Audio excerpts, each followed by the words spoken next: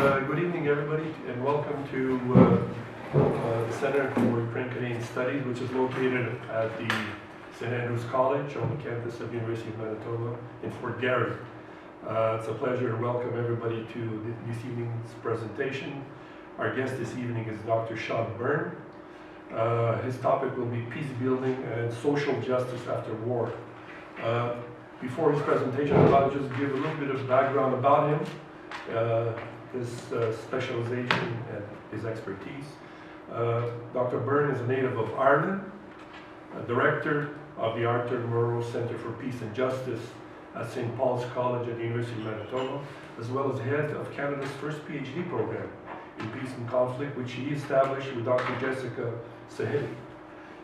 He was also a co-recipient of a Social Science United Research Council of Canada research grant, and also a U.S. Institute of Peace research grant to explore the role of external economic aid in the peace-building process in Northern Ireland. His publications include numerous articles as well as two books, Growing Up in the Divided Society, The Influence of Conflict on Belfast School Children, which was published back in '97, and Reconcilable Differences, Turning Points in Ethno-Political Conflicts, which appeared in the year 2000. He's also a co-author with Cynthia Irvine on the publications. Co-editor with Dennis Sandel, Ingrid Sandel Starosty, and Jessica Sahini of the Handbook of Conflict Analysis and Resolution, which was published in 2008, and I believe it's forthcoming, a new edition possibly. And the International Fund for Ireland and the European Union Peace Fund Building, the Peace Dividend in Northern Ireland, which appeared around 2008. He's also the former Vice President of the International Sector of Society for Professionals in Dispute Resolution. Also co-chair and board member of the Network on Community Peacemaking and Conflict Resolution, and chair of the Peace Studies section of the International Studies Association. Dr. Byrne also served as editor-in-chief of the Journal of Peace and Conflict Studies. Please welcome Dr. Sean Byrne.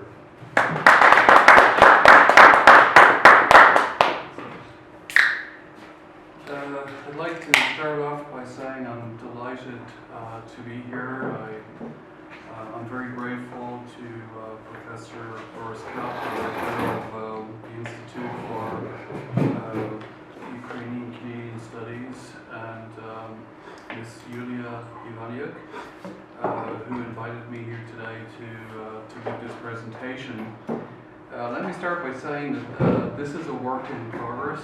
I am putting out a handbook in peace and conflict studies, and so these are rudimentary ideas for a chapter that will be in that book. So when Boris asked me to do the presentation, it kind of spurred me on with some other things I had been doing in other classes to try to put something together. So forgive me if I can't read my own notes.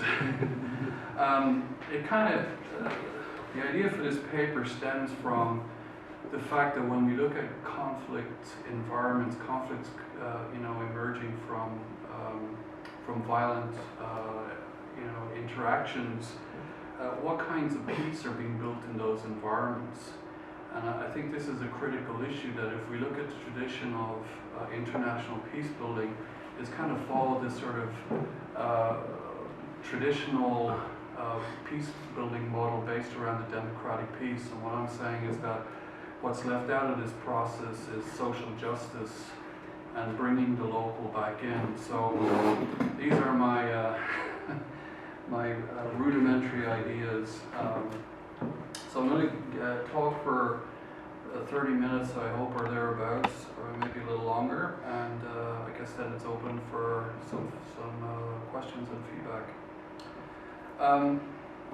I think that when we look at sort of international peace building, that it's sort of connected to the liberal or neoliberal intervention process, that they tend to be very technocratic, problem-solving responses that really circumvent locally designed responses to injustices. So what we find is that in the short term, the foreign ownership of peace-building processes and structures are prioritized as essential to create some kind of short-term stabilization. So the question then arises, what kind of peace is being built? Is social justice neglected? What sort of kind of peace-building paradigm can be used to look at nurturing local peaceful relations to confront unjust social, cultural, economic, and political structures? So some models could be indigenous processes or hybrid types of models between local communities and external actors, or using arts-based approaches. And I think another question that becomes very important is, what do we mean by the local and what do we mean by international? So there's this sort of dichotomy between these two variables. But the local can mean many things. It can mean knowledge systems, it can mean peace building structures, it can mean geography. And by the international, we're talking about organizations, states, corporations, trading blocs, and so on. I think the first point I would make in my talk is that we really need to focus on north-south inequality, injustice, and violence. So we live in an interconnected global community where we're seeing a number of very violent regional wars in Iraq and Syria and so on, as well as economic activities that are impacted by technological and mutual interdependence. We're also witnessing the degradation of the environment with ozone depletion and food, water, and energy shortages. So in terms of peace building, I would argue that we need to include the environment as an important variable in that process.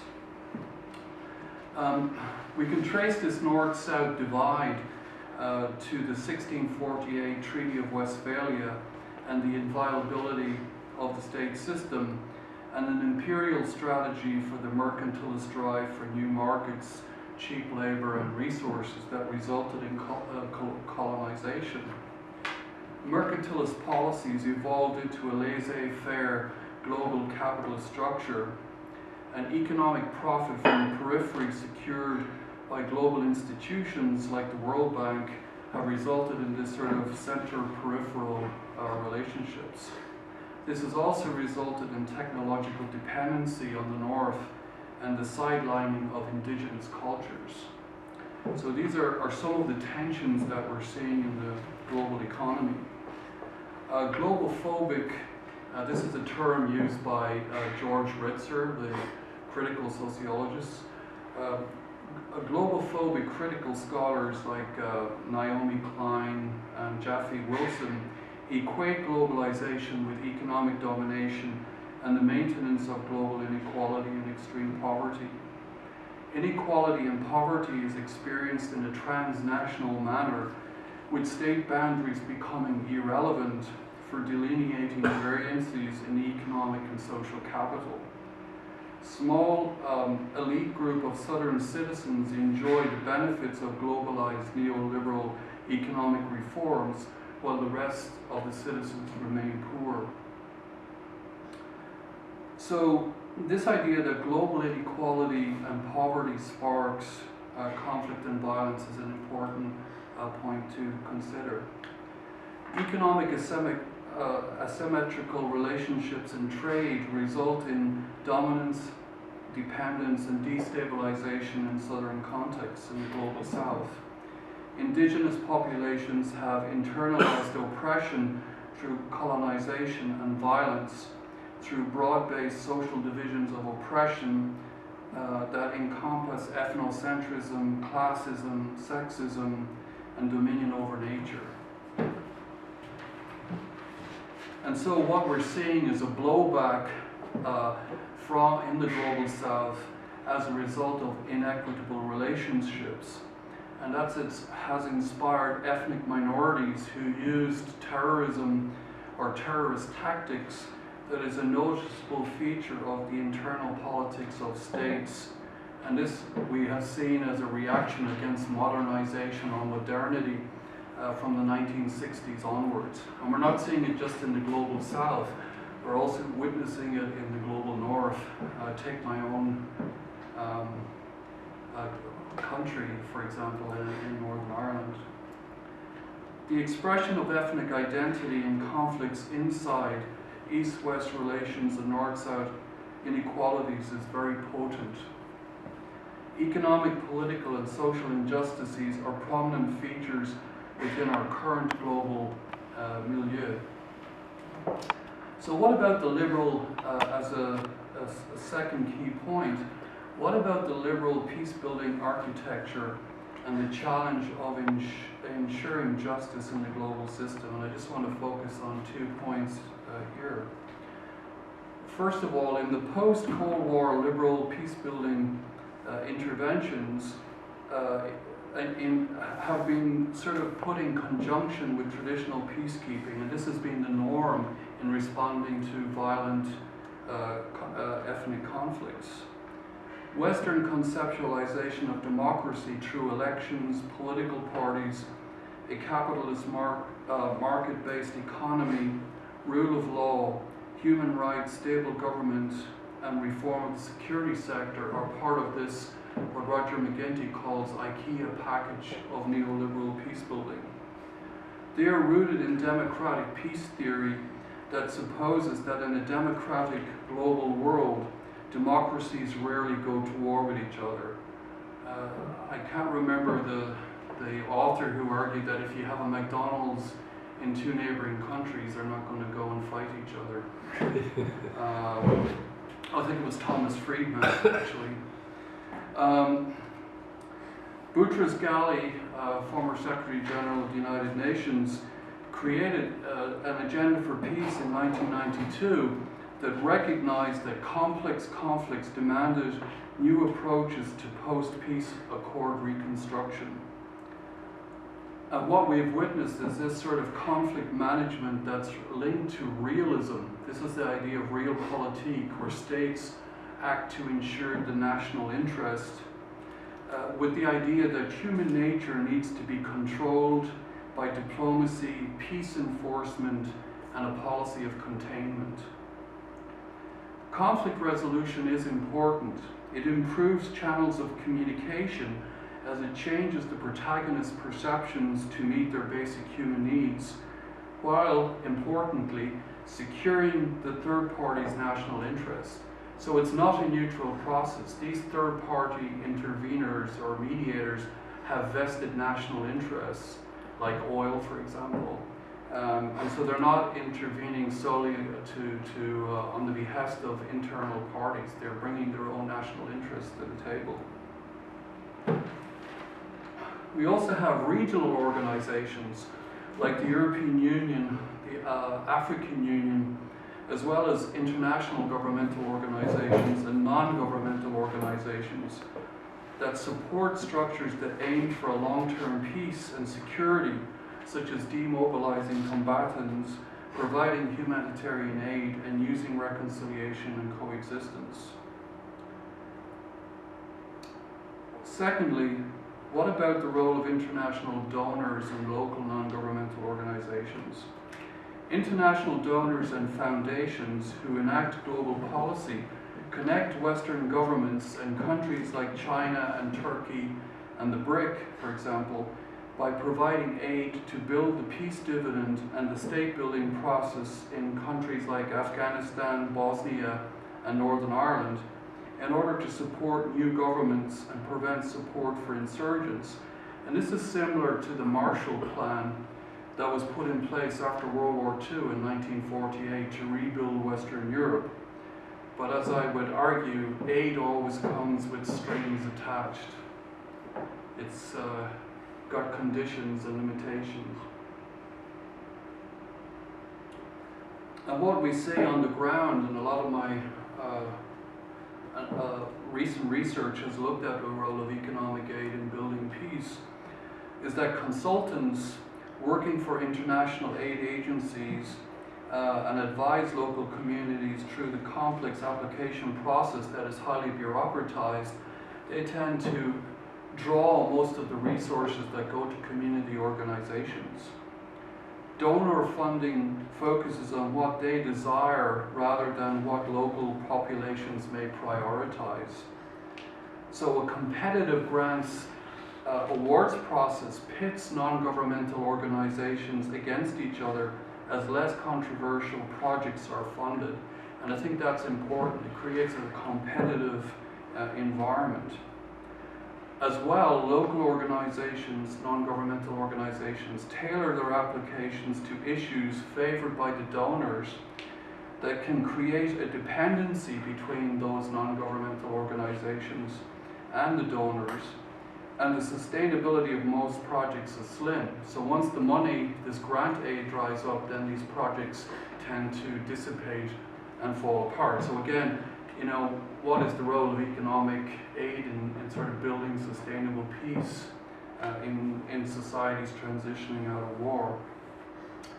The distribution can also be political, as local politicians can decide which projects are funded and target areas loyal to that party, especially when new government and electoral processes are selected.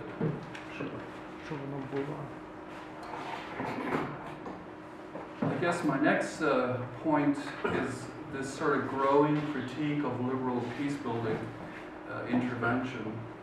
And I just want to focus on two issues. The first is violence, neocolonialism, and hegemony, and then looking at the local needs, norms, and values of communities. As Roland Paris has argued, the liberalization process has rekindled violence or recreated historical sources of violence in post-war states, casting doubt on the reliability of the peace through liberalization strategy. Local populations tend to see Western peacebuilding as neo-colonial, whereby the intervention is framed as a rescue mission, replacing indigenous forms of socio-political organization with Western ones, ensuing and ensuring the security of the West. In other words, peacebuilding extends Western hegemony and control over the natural resources in those environments. So what about the local needs, norms, and values? International peacebuilding may not fit the norms and values of local cultural contexts. Ensuring democratic governance and neoliberal economic reforms might not address the immediate needs of local populations recovering from war. Oliver Richmond calls this virtual peace. In other words, it's recognizable to the international intervener, but not to the local population. Traditional models of state behavior impact our conceptualization of the institutions and policies that can espouse to creating a just world peace.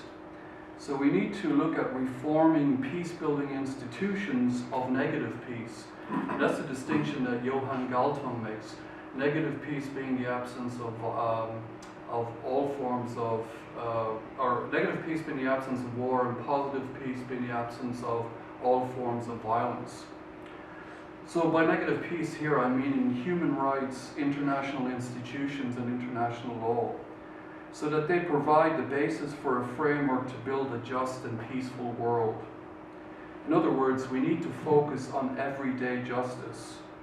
We need to create an alternative security paradigm that includes the genderization of security, but also factors in disease, depletion of resources, environmental degradation, as well as the soft power of the neoliberal reform pressures.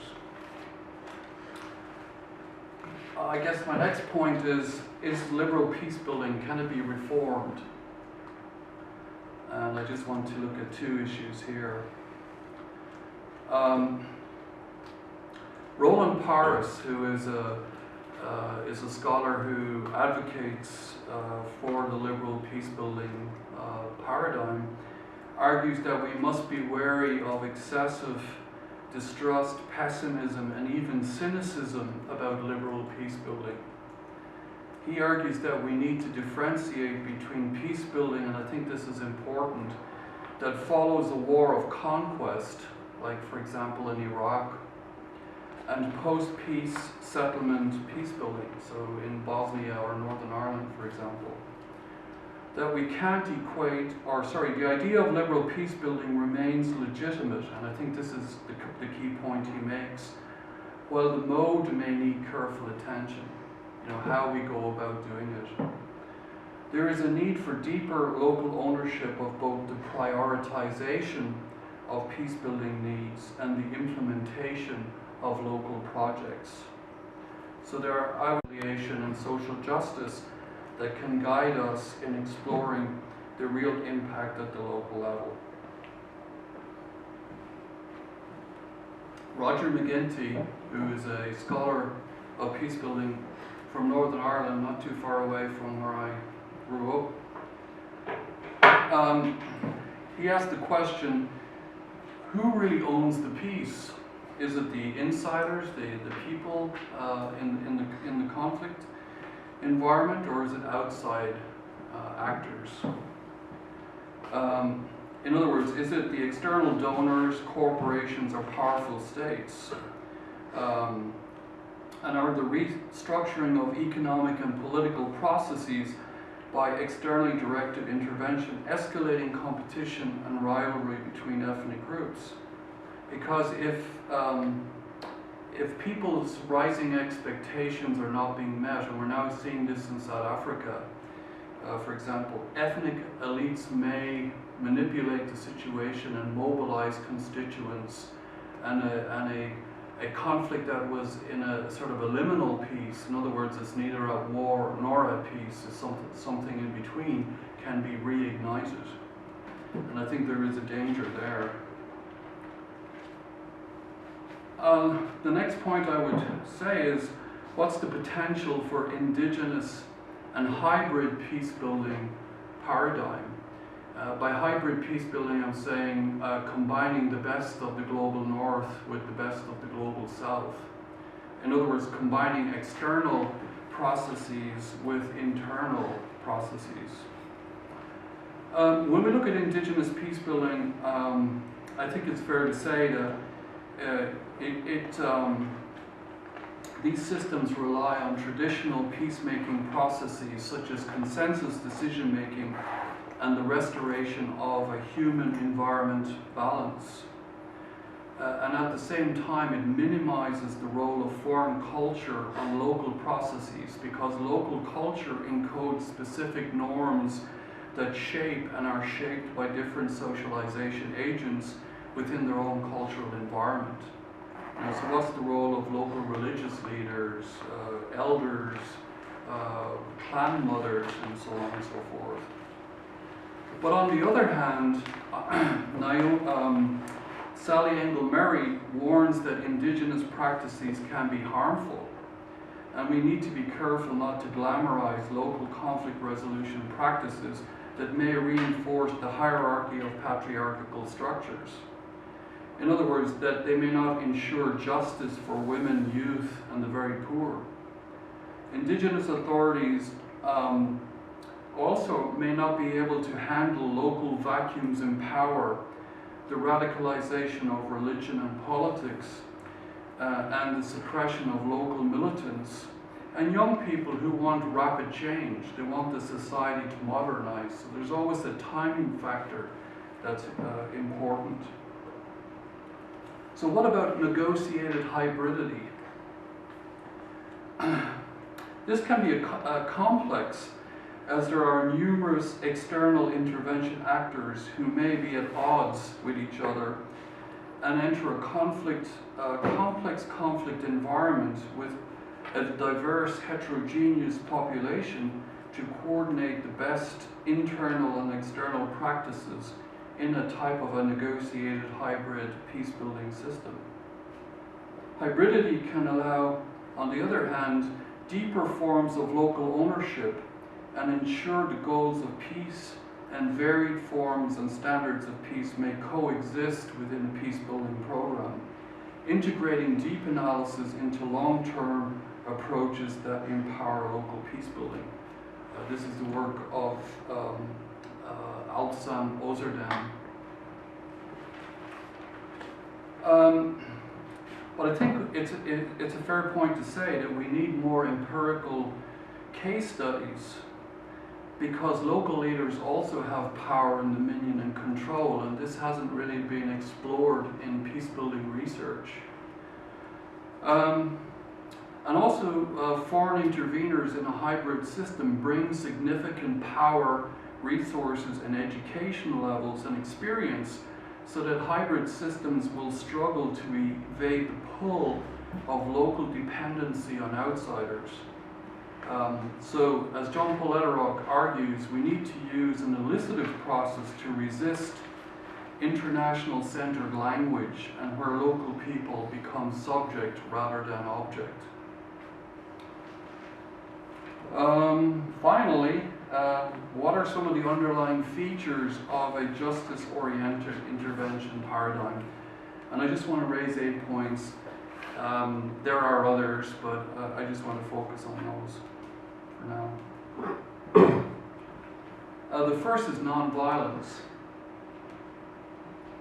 And I would make a distinction between principled nonviolence, nonviolence advocated by Mahatma Gandhi and Dr. Martin Luther King Jr., which nonviolence as a way of being in the world, or Thich Nhat Hanh, the Buddhist monk, would be another proponent of this approach, that you love, you try to get to truth through love, by loving the other person, what Gandhi called ahimsa and sahigraha, versus a more pragmatic nonviolence, that advocated by Gene Sharp, which is nonviolence becomes a tool to resist tyranny and oppression, but it's a strategy, and it can often be used for a different form of strategy. And I think that's an important distinction between principled nonviolence and pragmatic nonviolence. But nonviolence is an important tool for grassroots communities to challenge unjust structures and systems, so that people use their agency to protest for social justice.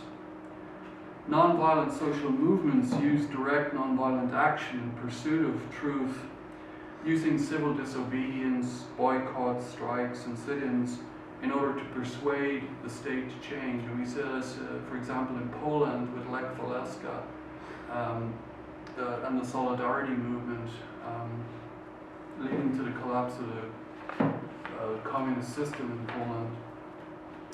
Nonviolent social movements use symbols like Picasso's Peace Dove as an example, and constructive frames to raise consciousness and keep the social movement united.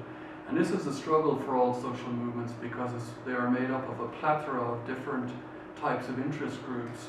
So the challenge is to try to keep the social movement intact as it works towards a better good for the society. So that's the first thing I would say. The use of nonviolence as a way for grassroots to express their agency and to work for social justice is important.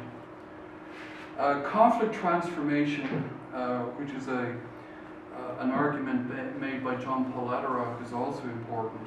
I think we need to move away from conflict resolution at all costs.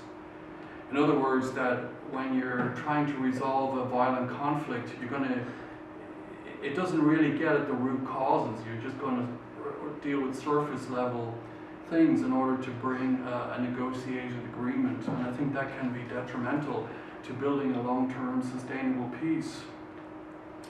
A transformational conflict resolution process can better serve local conflict systems, so that conflict is functional and constructive in transforming relationships and structures. It can build or rebuild structures and relationships that are inclusive and balance power in order for the society to work for just peace. Lederach talks about reconciliation as one of those processes. talks about love, justice, truth, and mercy as being the central components of reconciliation in a book called Building Peace. That's a really good source. I think also there is thirdly, a potential for inclusive civil society organizations. A revised peace-building paradigm needs to reaffirm a commitment to local peace leaders in contrast to ultra-nationalist leaders that work to divide ethnic communities. And so there's a role to train, especially young people, in peace leadership. Local leaders may play a key role with regards to appropriate and ethical intervention and social justice approaches. There has to be meaningful inclusion of groups on the margins of society, and we see this now in wars in DRC and in Liberia and Sierra Leone, ex-combatants, but also ex-combatants that are wounded, have been wounded in combat. So there's a potential for these civil society organizations to embrace ex-combatants, youth groups, church groups, women's groups, disability groups, indigenous groups, and so on.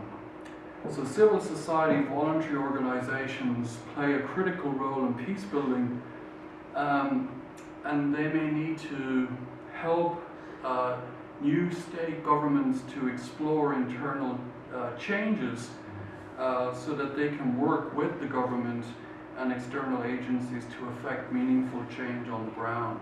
So there's a real potential for civil society organizations as an instrument of working for social justice.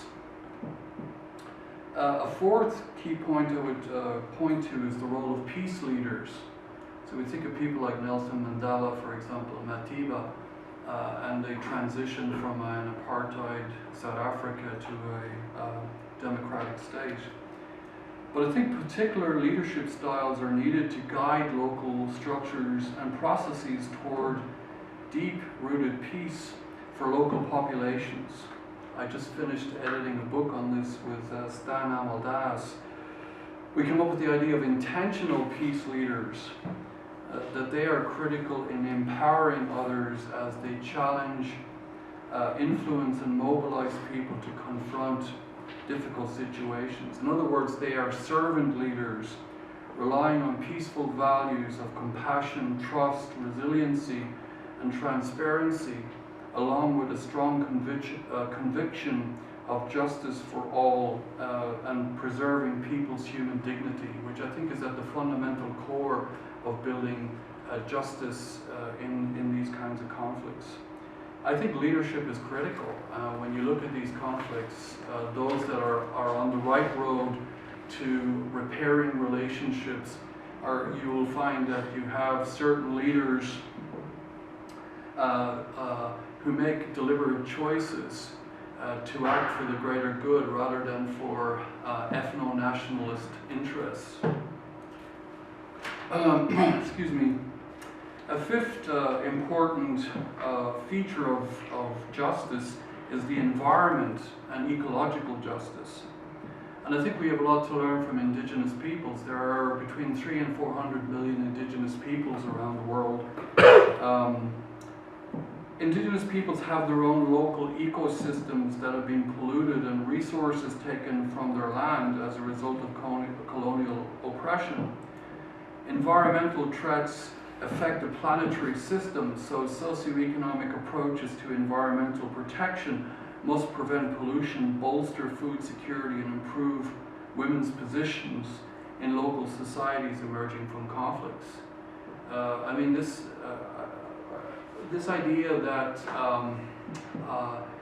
we can sustain the standard of living that people enjoy, especially in the global north, we are seeing the reaction by the environment to that right now. So we need to make a paradigm shift in the way we think about consumerism, as an example. You know, to bring everybody to the same standard of living around the world would take the resources of 4 planet Earths, and that's not possible. Indigenous peoples may have insights into how local environmental needs can be met so that our ecosystem is managed to ensure human survival.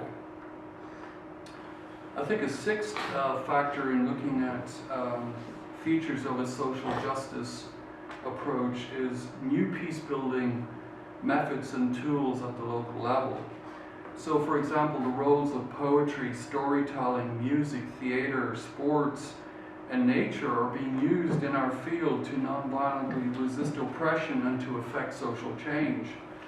I'm thinking of example Augusto Boal's Theatre of the Oppressed that emerged in Brazil around the same time that Paulo Freire. They were contemporaries.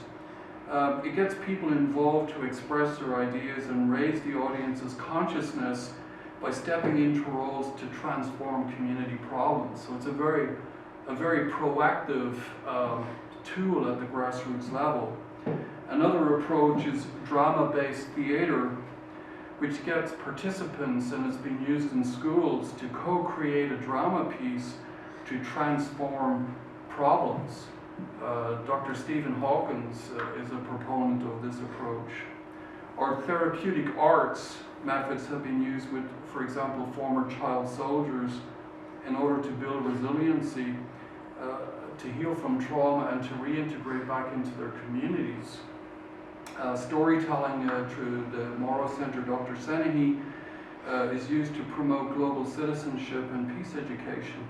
I remember I was working with a group in Mostar in Bosnia called Mladi Most, which means youth bridge, and we were using photography with young people as a form of peace building.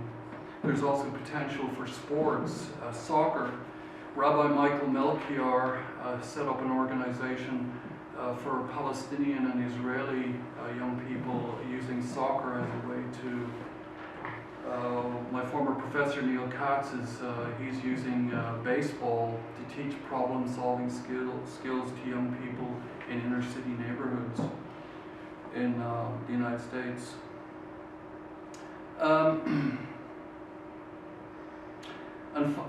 Also, critical and emancipatory methodologies are important. That it's difficult for researchers in violent conflicts to be able to access people, especially in rural areas. And that's why we need external and internal researchers in partnership, especially because locals know the culture, the language, the issues, and the terrain in order to explore local people's resiliency and empowerment.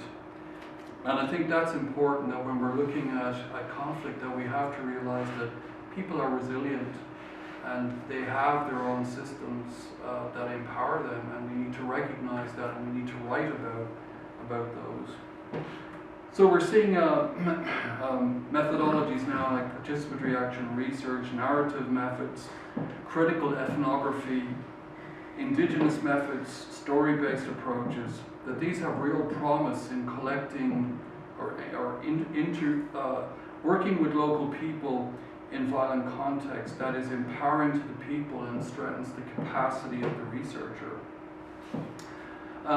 Indigenous methods are also an important part of decolonizing methods in contexts where there is a history of violent conflict and different epistemologies where Indigenous people prioritize connections between the physical and spirit worlds through ceremonies, rituals, and stories.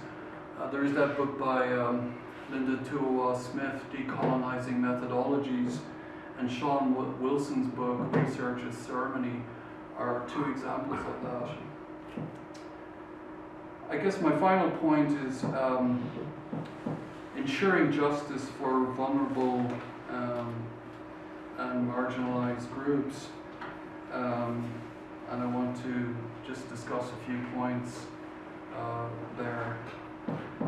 I think first of all, we need to look at justice for girls and women. We look at the Millennium Development Goals, the UN Convention for the Elimination of All Forms of Discrimination Against Women, and the United Nations Women's Peace and Security Framework.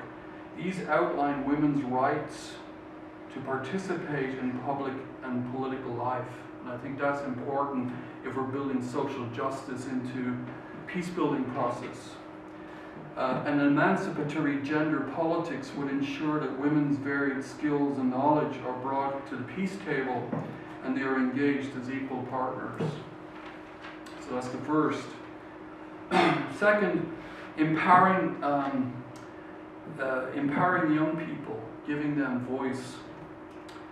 Young people are often used as collateral damage in these ethnic wars. They're expendable, they're easy to command in the field, and they're drafted as child soldiers.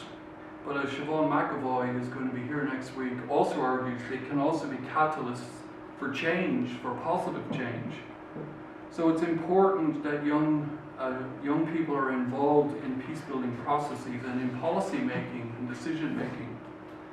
After all, today's young children are tomorrow's future leaders, so they need to be included into leadership positions. Third, we need to have economic justice for the economic powerless. The poorest, bottommost tier, or what some call the local, need to be included in peace-building decision-making by ensuring that their basic human needs are met first. The right to food, the right to water. And I think that's really important. The LGBT community. LGBT communities, we saw the shootings in Orlando 2 years ago as an example, face ongoing structural discrimination through homophobic attitudes, intolerance and physical attacks, repression of same-sex marriage and discrimination in employment.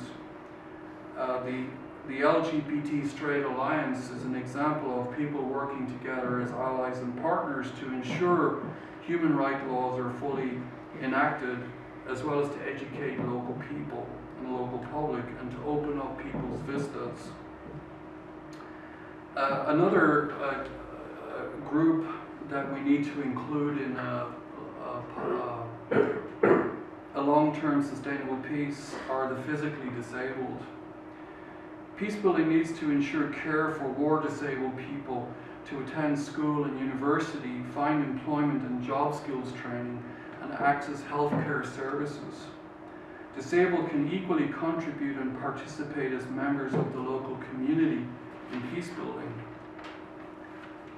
And finally, we need to have the rights of internally displaced people and migrants and refugees respected and included in process.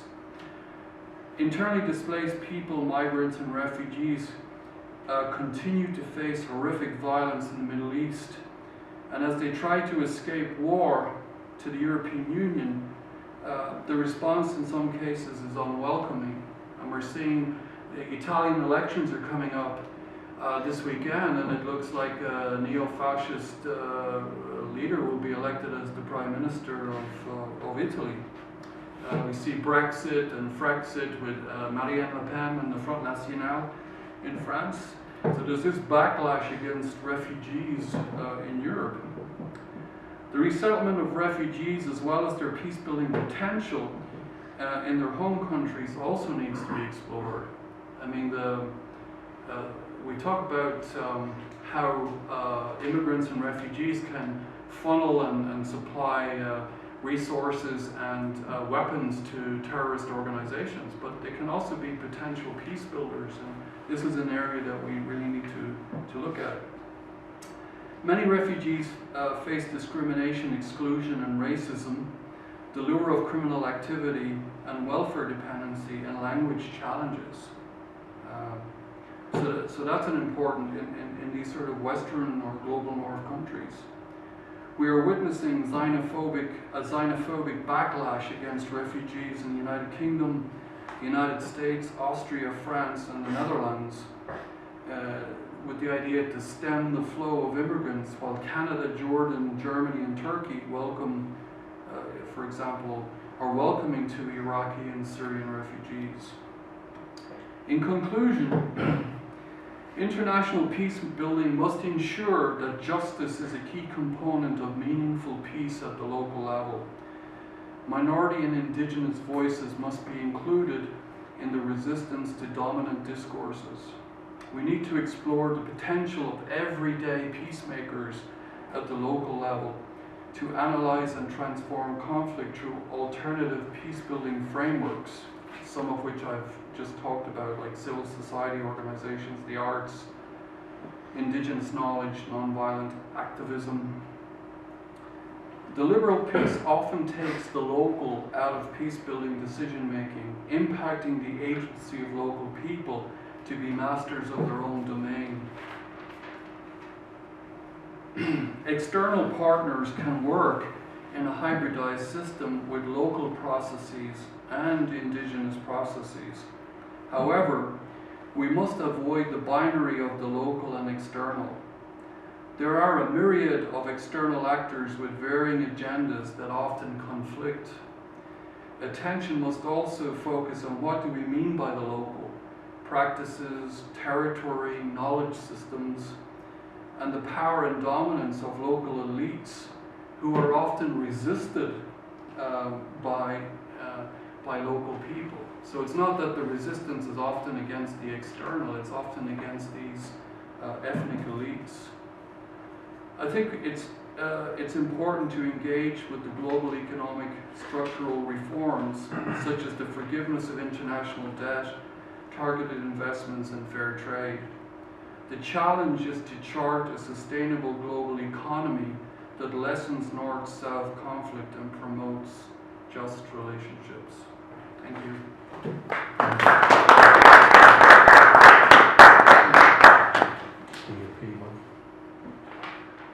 Are there any questions? You might have one or two questions for Professor Byrne. Go ahead. Well, mine is not much of a question than a comment. First of all, Sean, thanks. It's refreshing to listen to you again.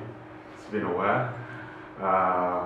I guess my comment is regarding the notion of intentional peace actors or leaders that you made mention of. Based on my research, I was kind of thinking more of, it's a very beautiful concept, circumstantial peace leaders as well, especially when we look at the local context, where you were saying something like, we should not glamorize the local leaders and chiefs and actors within those contexts. So what usually happens, like I've found out, is that in the case of violent intercommunal conflict, there is usually the breakdown of trust, especially resistance from the people towards these leaders.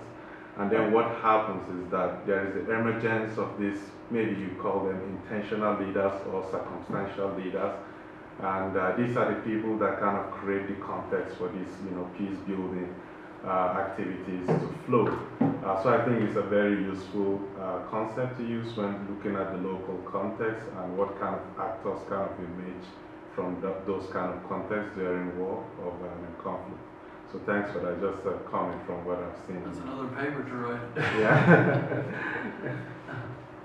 Yeah, and also, different systems. I mean, I lived in Syracuse, that's where I did my PhD at upstate New York at Syracuse University. And it's on the lands of the Onondaga Nation, which is one of the 6 nations of the Iroquois Confederacy. And I spent a lot of time out on the reservation. And what I was fascinated with was this, the idea that it's the clan mothers in that community that they decide who the chiefs will be. If the chief isn't fulfilling the will of the people, they remove the chief, and they are the ones that decide whether the nation is going to go to war or is going to remain in peace.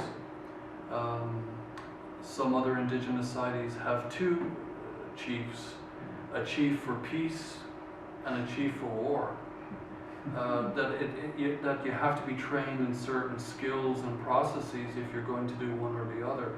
So I think we can learn a lot from looking at how local communities, what kinds of process they have, and I think we need to certainly do more research. I think there's a potential at the university to start a sort of a peace leadership institute or something like that would have an important could have an important connection to different faculties like education, for example. But thank you for that comment. Sean, just a question. You mentioned McDonald's. I guess a few minutes maybe. Macworld? The world is flat. I did spend time in Donetsk where there is a McDonald's. And I guess it didn't help. You mean Friedman got it wrong? Wrong. I don't know if it's a question or a comment, but I guess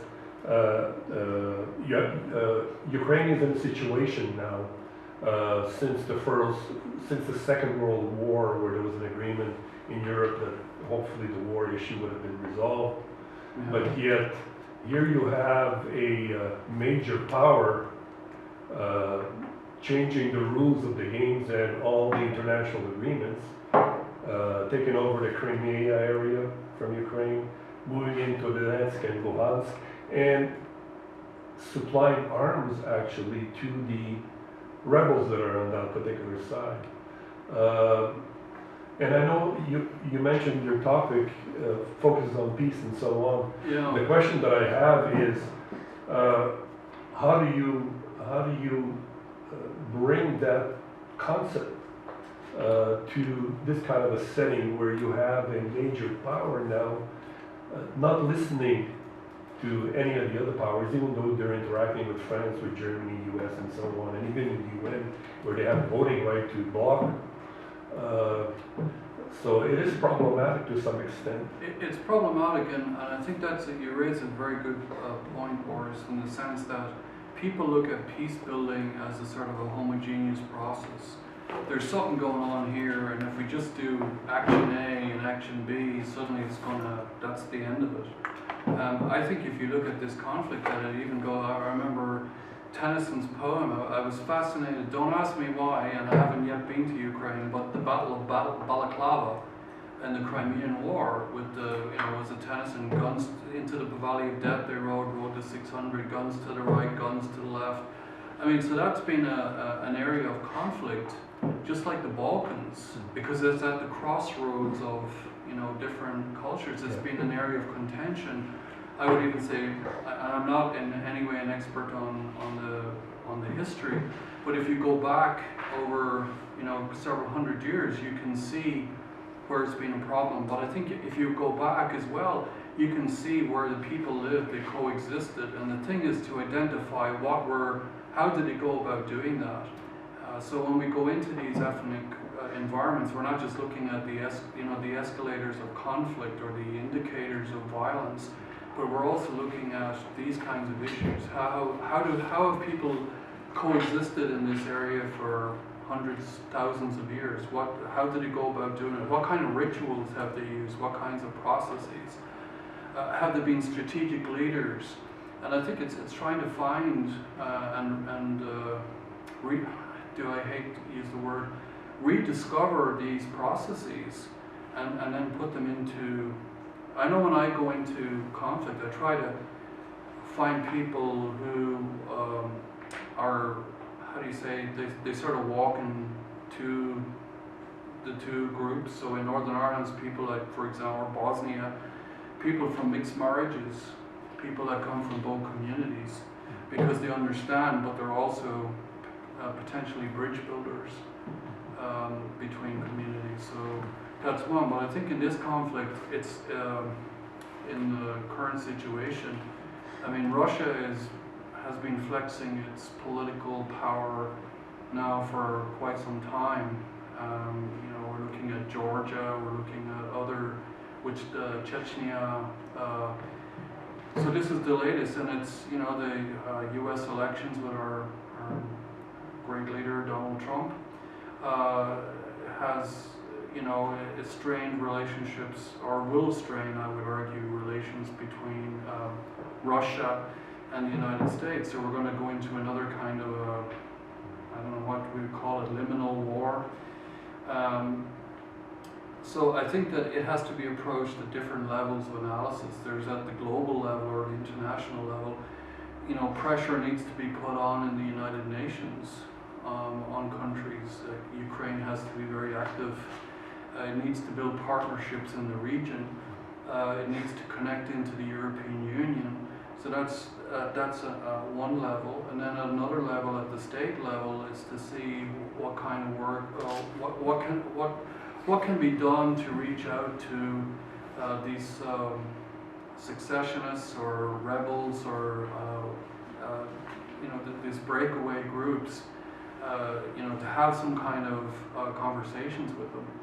It's easy to make peace with your friends, but it's damn hard to make peace with your enemy. So I think that's another level. And then at the grassroots is to look at different, and I give some examples of civil society organizations and so on, that in essence are focusing on things like environment, focusing on things like poverty. Like one thing I've noticed recently in Bosnia, it's a very it's become highly sectarian, like Northern Ireland. So we have a peace process, and they're probably more sectarian. I was in Belfast last summer, and I was a student there 20-something years ago.